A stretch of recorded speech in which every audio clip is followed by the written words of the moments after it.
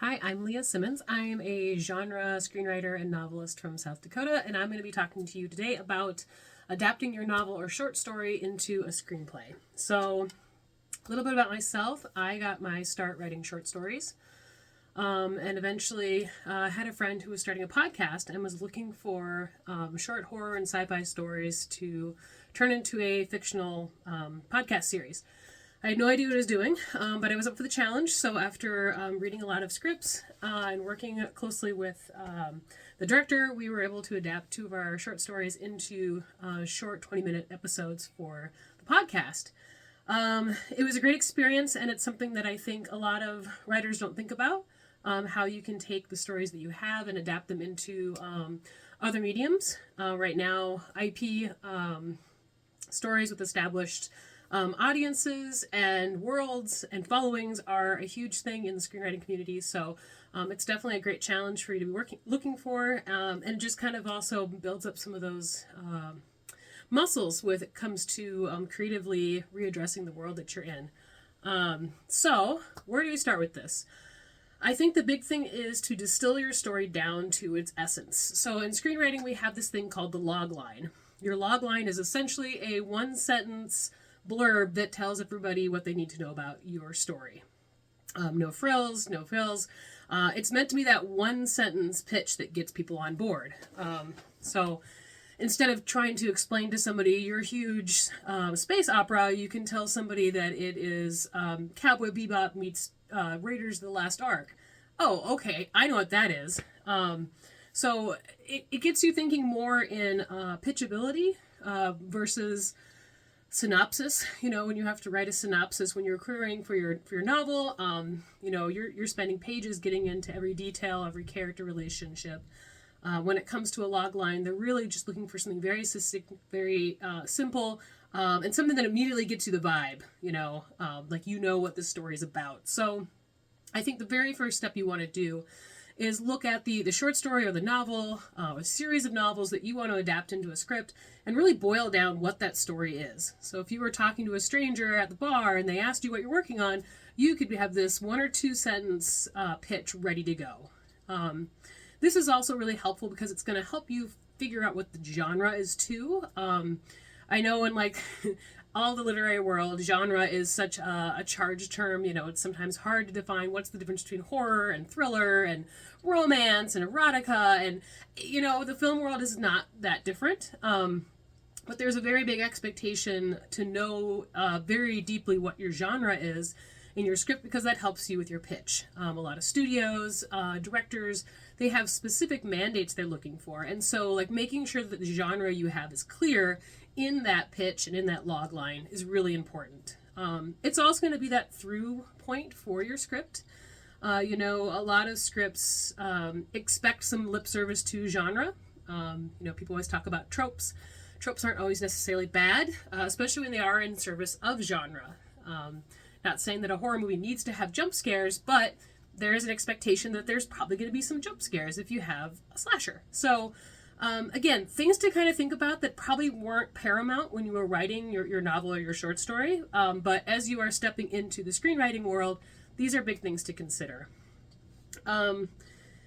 The other thing I really recommend you do is to not just distill that story, but really dig into character. I think the impulse for people when they're looking at writing a script is to think plot over character. But at the end of the day, we are tuning in to see characters, whether it's a movie or a television show.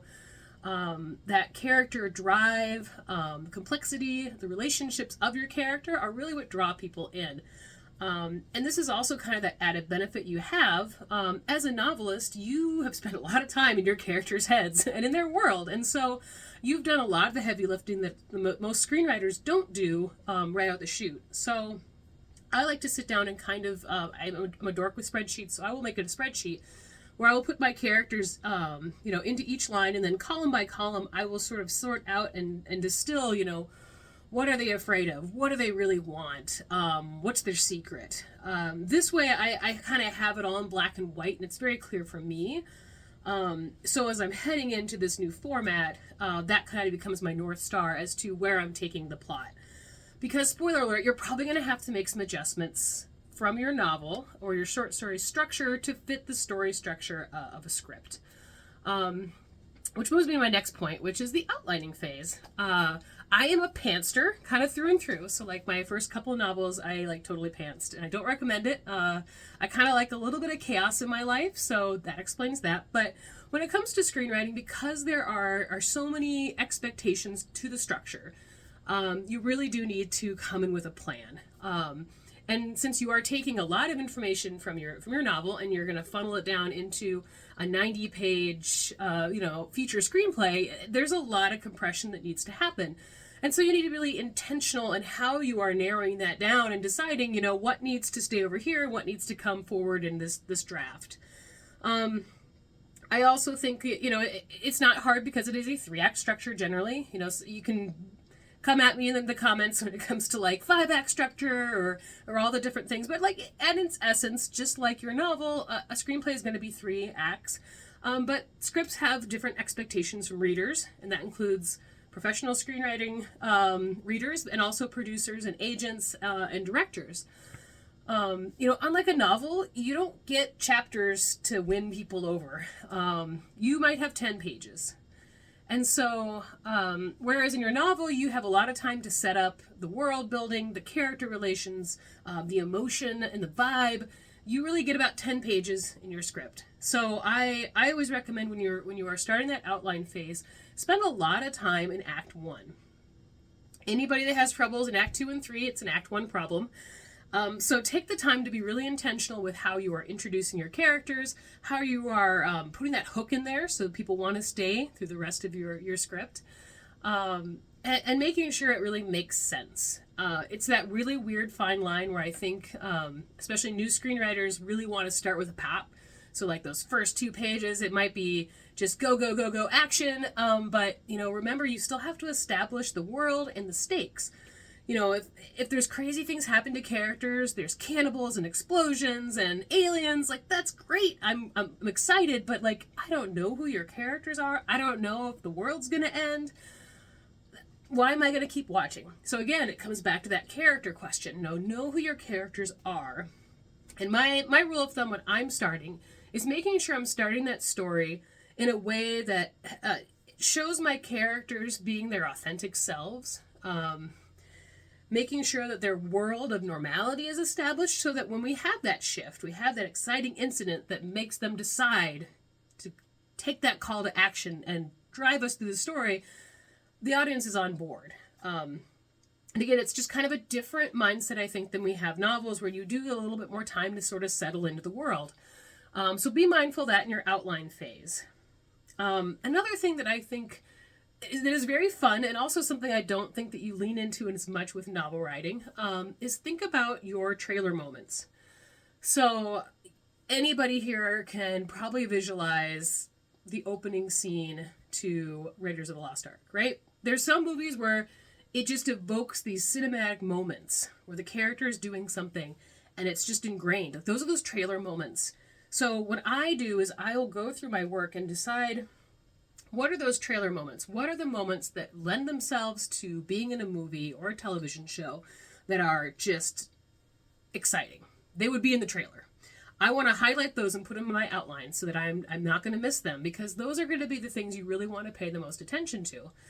Lean into the medium. One of the magics of screenplays is that I don't have to tell you that my characters got in a car and drove across town. The audience is smart enough so that when they leave the house in this scene and they show up at the, villain's lair, we don't care how they got there, we just know they did.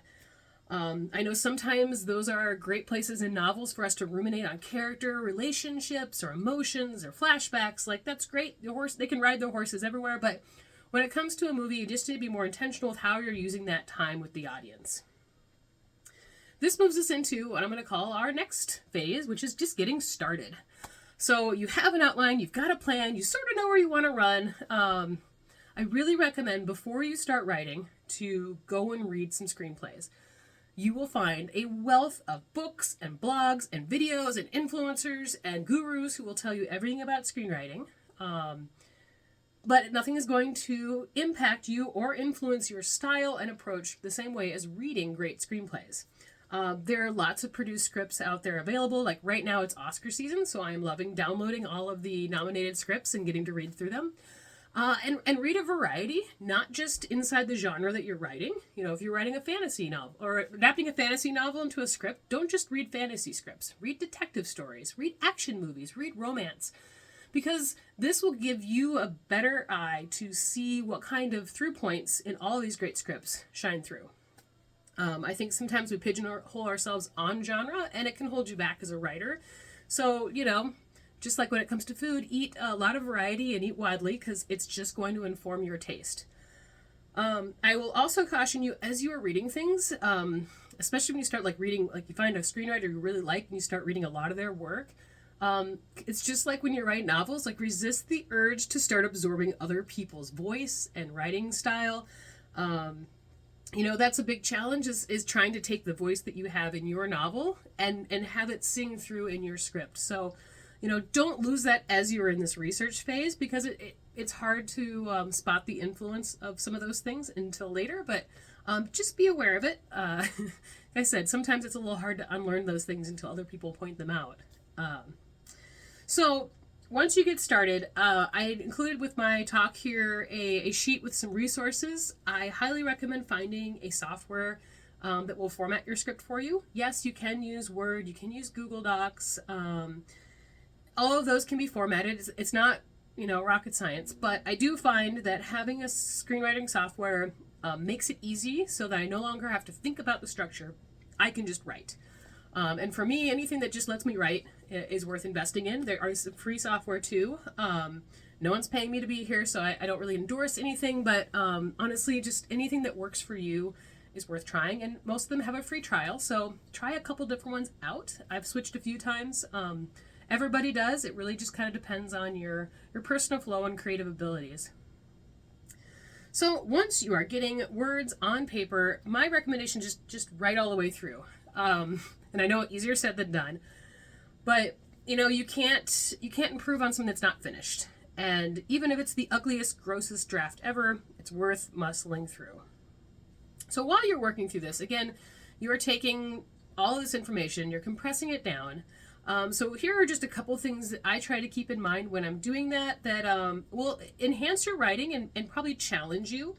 So one of the biggest challenges, I think, is that we always hear show don't tell, yes, but even more so with screenwriting, because you are writing this as a tool for actors and directors and costume designers to see what's in your head. And so one of the big challenges is now you no longer have the ability to see inside characters' heads. There's no, you know, memories, there's no emotions, there's no internal monologue.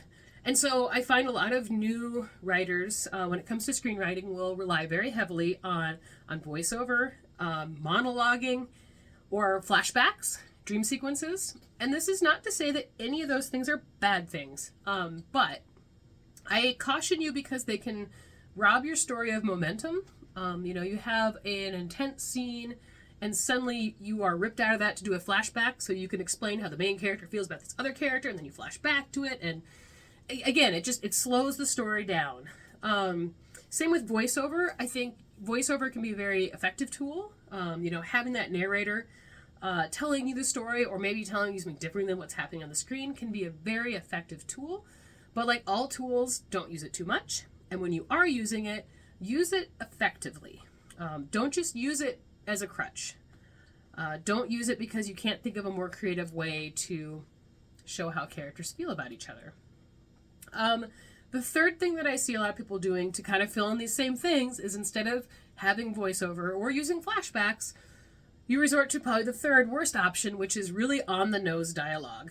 You're probably familiar with this when you've seen some really low-budget movies where a character comes in and says, "Hello, my brother John.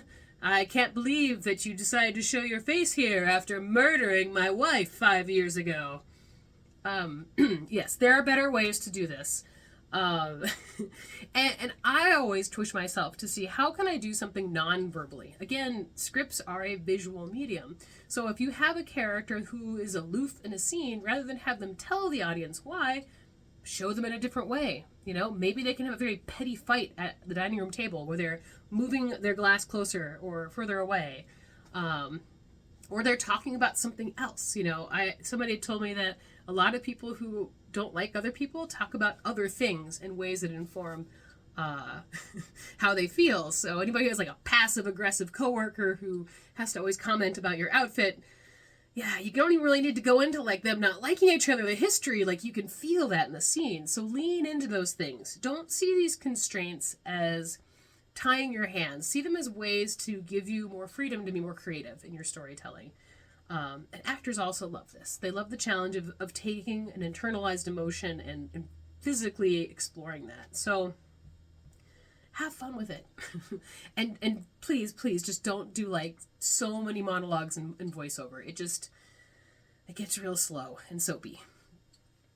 All right, let's get us back on track here. So you've got your script done. It's in fighting shape. I mean, more than anything, it's done, right? Looking about 90 pages. Now, there's no real like hard, fast and rule, but like the general rule of thumb is that in screenwriting, 1 page equals 1 minute of screen time. Sometimes in some genres, fantasy and sci-fi, that might be longer because you may have a lot of scenes where you're taking time to describe things. You're doing a lot of world building, so it may be a little bit more than a minute, but generally we're looking for that 90 to 100 page length. More than that, I mean, obviously there are plenty of movies now that are 2 or 3 hours long, but I will caution you about having a movie longer than 100 or 105 pages. A, because it's really hard to find people that want to read them. and B, honestly, I've very, very rarely read a script that's longer than 105 pages that merited it. A lot of times there's a lot of fat that could get trimmed. And screenwriting is really about brevity and storytelling. Not quite like poetry per se, but because you are cutting a lot of that internal thoughts and explorations out, you're really focused on dialogue and action. How you fill in those things and create that vibe and atmosphere, that's your voice in the script. But by and large, a lot of it's moving very quickly. Screenwriting is written, or all scripts are written in present tense, and that is intentional to make the audience feel like they are there with your characters. And so, like, lean into that. It took me a long time to realize that the white space on my page, as well as my sentence length, was very crucial to controlling how my audience absorbed the story. So, hear that again. How you are using the words on the page is controlling your audience's absorption of information. And so lean into that as you're writing your screenplay. If you're doing an action scene, having a big block of text where it's describing 2 people fighting and suddenly there's a 1 sentence paragraph and then another block, think about how that flow changes up your perception of that moment. You're controlling this, and that's your power. Don't give it up. Don't just write unintentionally. Don't, leave it up to interpretation. Be as specific as possible. This is your world, so have fun with it.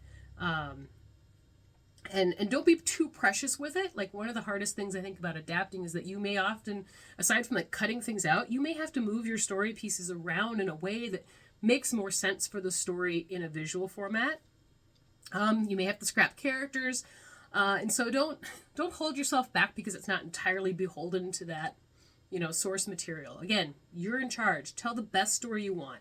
And when you feel like you're getting lost, go back to that log line, go back to that outline with your characters so you're not losing sight of where you're taking this story forward and what you want your audience to feel. Again, there's certain expectations the audience has when they come there. So if you are telling a action story, making sure that's paying off in the end. Or if it's a romance story. I think this is one of the hardest genres to write, and it's because you really have to make sure the audience is also falling in love with your characters. You want them to be clapping and rooting at the end of your story. So make sure you're doing the work to have that foundation so that it sticks the landing. All right, so you've got this story. You've somehow gotten to the end of your 90 pages. So now what, right? So the first thing I always do when I'm done with a copy is I let it rest. I try not to get so excited that I have to run out and tell everybody. Because it probably is just like a literal vomit draft. I've just purged it from my system. It's very exciting, but I'm put that shiny, exciting thing over here. Then usually I'll come back through and do a proofreading pass, look for grammar errors. My favorite thing actually to do is my screenwriting software has a dictation feature. So it will actually read aloud to me my script. If that's not an option, I will also export it. I have a PDF reader on my phone. I go to the gym and I'll listen to my script. And it's great for me because not only will I catch, some of those tense shifts, or I'll find the scenes that are really boring and might need to get trimmed down. It's also great for dialogue because it'll really let you hear where that dialogue is falling flat, where you're getting bored, where it doesn't sound like the character's voice. So, obviously if you have actor friends, a table read is a great option, but I find just listening to it through a dictation app is really great to get my script into a place where I'm ready to share it with my peers. And I know that's kind of scary, but hopefully if you've read some novels, your skin is thick enough that you're okay with getting beta reader feedback. The good news is that it's really easy to convince people to read 90 pages versus 300 pages. So that's good. I know on social media there's lots of Facebook, Twitter, Reddit, Blue Sky, a lot of places that have screenwriting networks of people where literally, you tell people you want to do a swap, you read their script, they'll read yours, and you can get some great feedback. I always recommend getting peer feedback first because, these are our precious babies and we all have blind spots for it. And that's a couple rounds of feedback from trusted readers is going to be the best place to get your script in a place where you can start taking to the next level. What that next level is, maybe it's paid feedback. There are quite a few resources out there, like the Blacklist. There's contests. Those might be places to kind of test the waters before reaching out and querying, much like querying your novel. Agents, producers, even directors and actors, places to send your script and say, hey, here's my log line. Here's my pitch. Let me know if you'd like to read it. And you have the added benefit of saying, this is adapted from my own novel. Blah, blah, blah, blah, blah. Here's a link. It adds a lot of credit to you as a storyteller to show that you have, not only done the work, but, you also have an established body of work out there. So don't ever lose sight of the fact. And that's, again, the big power of adapting your story into a script, showing that you've got that backing there. Maybe you've got a modest following, or at the very least, you have a real mastery of storytelling. So this is kind of the nuts and bolts of it. I don't want to take too much of your time, and I appreciate you watching this. Like I said, I have a few documents, just some tips that I've learned through the years of writing that have helped me to hone my style and create a more polished and professional writing portfolio, as well as some software and other handy websites, blogs, places that I've gone to for resources, inspiration, and tools. So I hope this helps you get your manuscript in a place where you're ready to take it to the next level. Adapt it into a script, and who knows, hopefully see it in the screen someday. Thanks so much for tuning in, guys.